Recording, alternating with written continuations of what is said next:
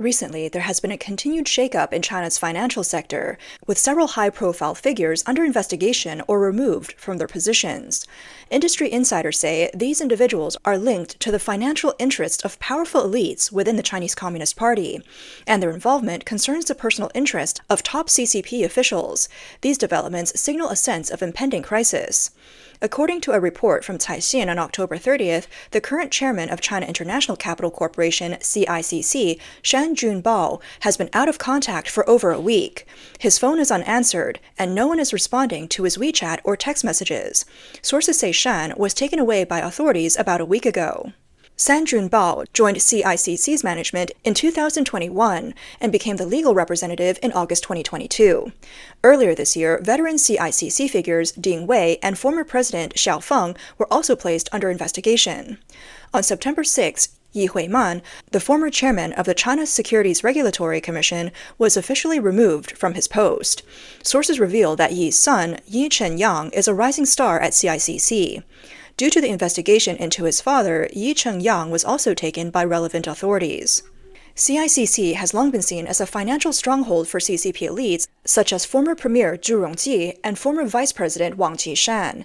The company is known as the Aristocratic Investment Bank, with many children of the elite working there. As of September 2024, CICC's total asset management size exceeded 560 billion yuan, with investments in nearly 1,500 direct projects and 390 sub-funds. Analysts point out that CICC is a key part of the financial interests of CCP elders. In intense power struggles, these sectors usually avoid trouble because it's an unwritten rule in the CCP's internal politics. Once these sectors are touched, it's like breaking the unspoken rules of the CCP system. Therefore, unless there is extreme fiscal danger, the leadership typically avoids interfering with these sectors. A financial officer from a southern province recently shocked many with a statement. He claimed that although his province ranks high in national fiscal income, the financial reserves have been nearly exhausted after 3 years of the COVID-19 pandemic. Over the past 2 years, many issues have emerged, and he believes China is on the brink of a fiscal collapse. He explained that for years, the central government has exploited local governments in a drain-the-bone manner. For example, out of 10 billion yuan in fiscal revenue, 5.2 billion goes to the central government, and 4.8 billion stays with the local government. In recent years, the local share has slightly increased to a 50-50 split, but this is still insufficient for the local government, given the heavy burden of responsibilities. According to official data, in 2024, China's national general public budget revenue is just under 22 trillion yuan, a 1.3% increase from the previous year. Official data on fiscal revenue has generally shown growth, but they've never mentioned the 3 guarantees: guaranteeing basic livelihood, guaranteeing wages, and guaranteeing operational expenses. In recent years, however, the government has stressed the 3 guarantees, signaling a crisis. The true fiscal situation is a political black hole, hidden from the public, with only a few people knowing the details. The government publicly presents one set of books and keeps another set hidden internally, with the latter only known to a select few. In recent years, local governments in China have shown signs of financial distress. In the local government where the official works, project expenditures were suspended starting at the end of July this year. These were part of the 3 guarantees projects, including routine expenses like staff wages, daily office costs, and property management fees for government buildings. He said, since July, there have been 3 instances of project suspensions. For example, urban garbage collection, government vehicles, and police equipment procurement were all put on hold. The main reason is the lack of fiscal income, and the debt financing hasn't come through yet. The government can't pay these bills, so the projects were suspended. The total number of suspended projects has reached dozens. It's like the government's basic responsibilities are being put on hold. This essentially means the government is no longer functioning. If a society is going to have problems, it'll first show in its finances. When the finances have issues, it's a sign that society is slowly heading in a chaotic direction. Recently, news of salary cuts for public servants has been circulating. Mr. Ma, who works at a state-owned enterprise in Beijing, revealed that his company has had 2 rounds of pay cuts and layoffs since 2023. He said base salaries have been reduced, and the company has canceled meal and transportation subsidies. This year, the actual pay cut ranges from 5% to 20% depending on the position. Tasks that were originally handled by 2 or 3 people now fall to just 1 person. Everyone is overwhelmed. Mr. Yang said, in terms of salary, the local government started cutting salaries in 2022, with a total reduction of about 25%, but the pay cuts aren't directly taken from the base salary. They use various methods. For example, the holiday bonuses from the Hu Jintao and Wen Jiabao era are gone. Previously, after a year of work, there would be an additional month of bonus, but now the bonuses have been reduced, and the year-end performance bonuses have also decreased. Bonuses that used to be given every quarter are no longer available.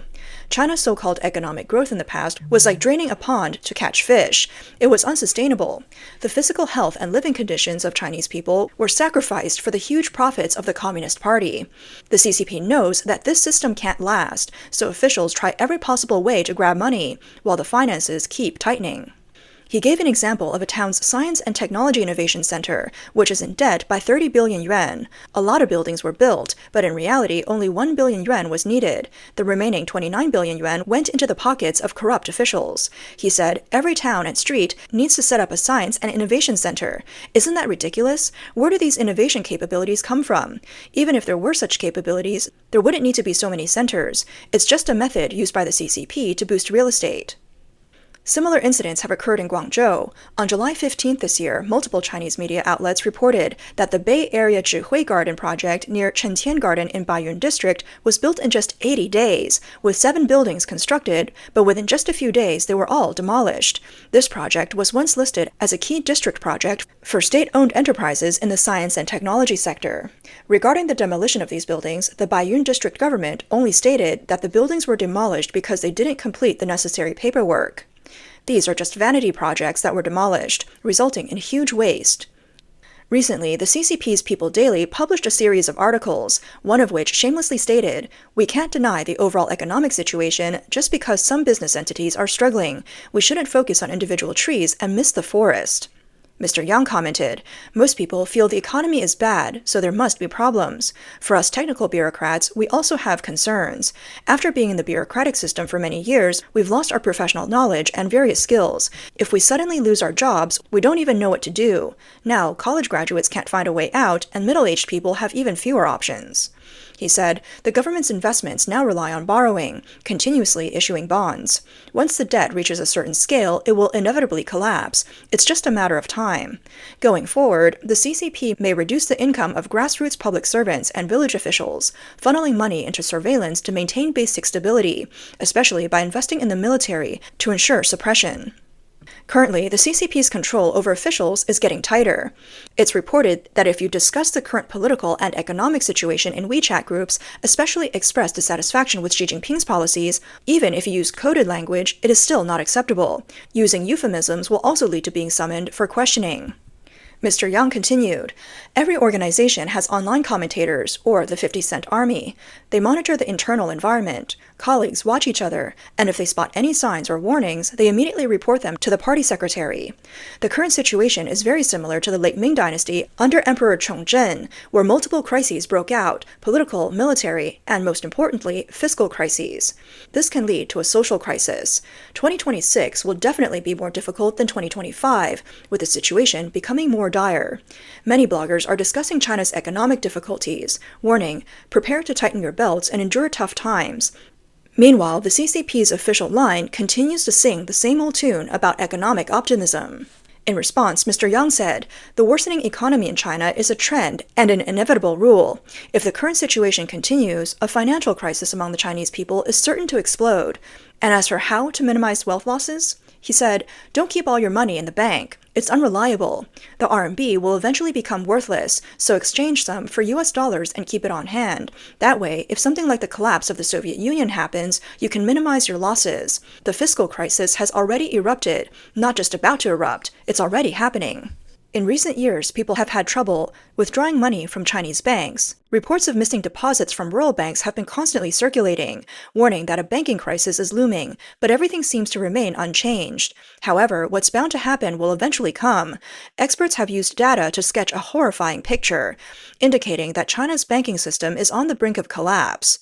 Since China's real estate bubble burst in 2021, a series of severe consequences have followed.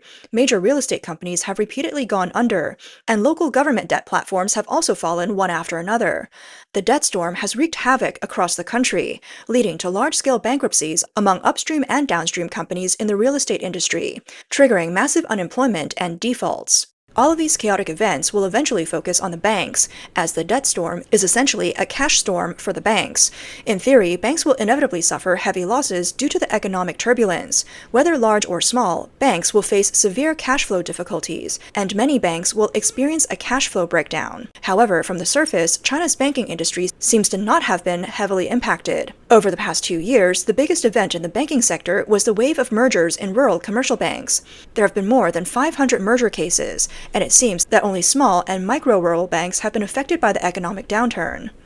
According to data released by the National Financial Regulatory Bureau, the overall bad loan rate in the banking industry as of the second quarter of this year is only 1.49%, which is almost identical to 5 years ago. This seems to suggest a healthy situation. On the surface, official news and data indicate that the banking sector remains healthy and growing, seemingly isolated from the severe macroeconomic downturn. However, recently, a set of data released by China's own banking industry has exposed a terrifying truth. Banks are facing serious losses, and cash flow has run dry. Taking the Bank of China as an example, according to the operating cash flow statement released in the bank's mid-year financial report, the net increase in customer deposits for the first half of this year reached 995.9 billion yuan, while the net increase in borrowing from the central bank was 423.2 billion yuan. These are substantial figures that effectively improved the bank's cash flow. However, it must be noted that these two numbers are not actual operating income, but liabilities. When calculating the bank's actual operating income and expenses, these two figures must be excluded. The actual operating income for a bank primarily comes from interest charged on loans, fees for transferring and settling funds, and commissions from wealth management and advisory services. Although accounting standards include client deposit income and borrowing income as operating income, such as loans from the central bank and various fund transactions, these are not true operating revenues. They only serve to magnify the operating shortfall and bring about irreparable cash flow breakdowns. The bank's actual operating expenses include cash payments for interest, fees, and commissions, payments to employees, taxes, and other cash outflows related to operating activities. The real measure of a bank's operational health is its net actual cash flow, which is the difference between cash inflows and outflows. This reflects the actual operating income minus the actual operating expenses. When it turns negative, it indicates operating losses and the risk of cash flow exhaustion.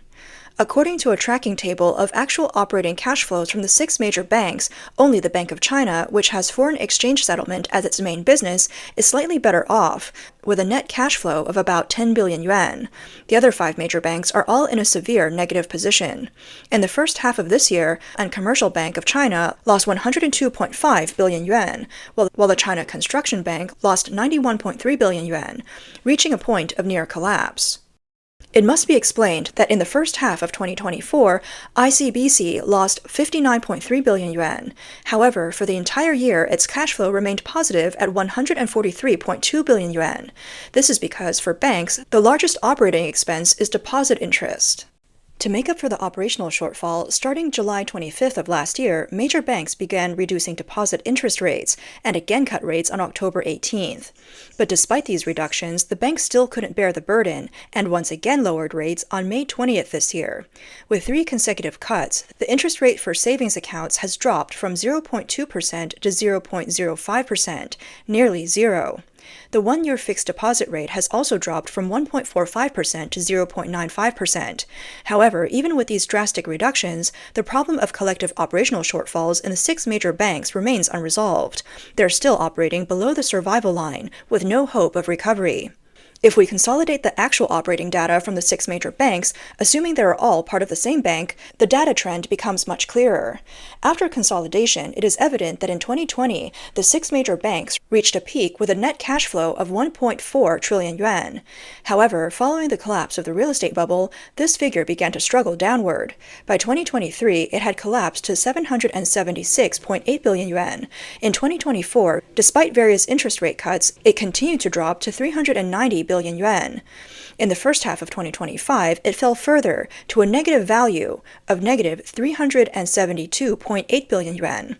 Now the 6 major banks are essentially out of options and can only wait for their demise. The key issue here is that deposit rates can no longer be reduced. After repeatedly cutting deposit rates to levels almost approaching zero, for banks that are already facing cash flow exhaustion, this is an unbearable risk. Attracting deposits is one of the ways for banks to replenish cash flow and barely survive. If interest rates keep falling, people will start to feel that saving money in the bank is pointless. They will turn to buying gold or withdrawing cash to keep at home, which could lead to a run on banks. This would accelerate the collapse of the banking system. Data shows that China's banking industry began to suffer a sharp decline in 2024. The illusion of support through interest rate cuts lasted for another 6 months, but by the first half of this year, the reality was fully exposed. The 6 banks selected for this analysis can be seen as representative of China's top-performing banks with the strongest risk resilience. If even they have fallen into a cash flow shortfall, other banks are undoubtedly in even worse situations, possibly in a state so dire they can't even survive. In other words, China's entire banking industry is now collectively in a state of collapse. Banking is an industry that highly depends on cash flow. When it falls into a cash flow shortfall at the operational level, it will collapse very quickly, likely faster than any other type of industry. So, is it possible to rely on the central bank printing money out of thin air to support the entire banking system? This is unrealistic. Right now, in order to prevent the collapse of local government debt, the central bank has already used a method called buyback reverse repos, printing money and absorbing over 60 trillion yuan in national debt. If the central bank were now to support the cash flow of China's banking system, which has total assets of over 400 trillion yuan, the amount of money it would need to print is unimaginable. However, the central bank now faces this dilemma. Whether it prints the money or not, it has no choice, it must act.